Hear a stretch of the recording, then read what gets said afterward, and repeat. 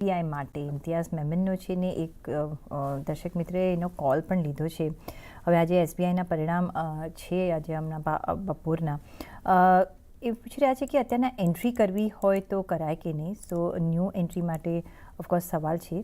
અને બીજો જે સવાલ છે દેવ રાવલનો રાજકોટથી છે. એસબીઆઈનો એમનો 1200 રૂપિયાનો કોલ લીધો છે 4 રૂપિયામાં. શું કરવાનું?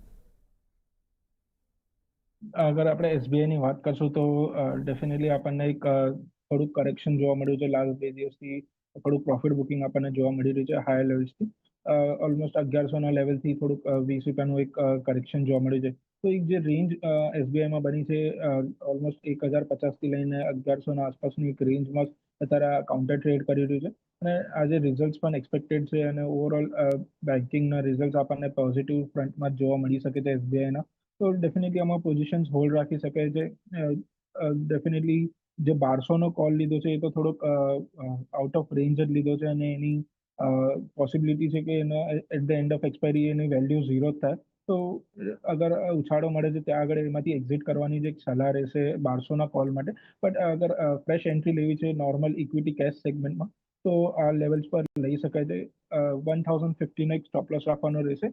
ઓવરઓલ આપણને 1120 સુધીના ટાર્ગેટ જોવા મળી શકે છે એસબીઆઈમાં. ખરીદી યસ તમે કરી શકો છો 1050ના સ્ટોપ લોસ સાથે. 1120ના ટાર્ગેટ માટે આપણે કામકાજ કરી શકીએ છીએ.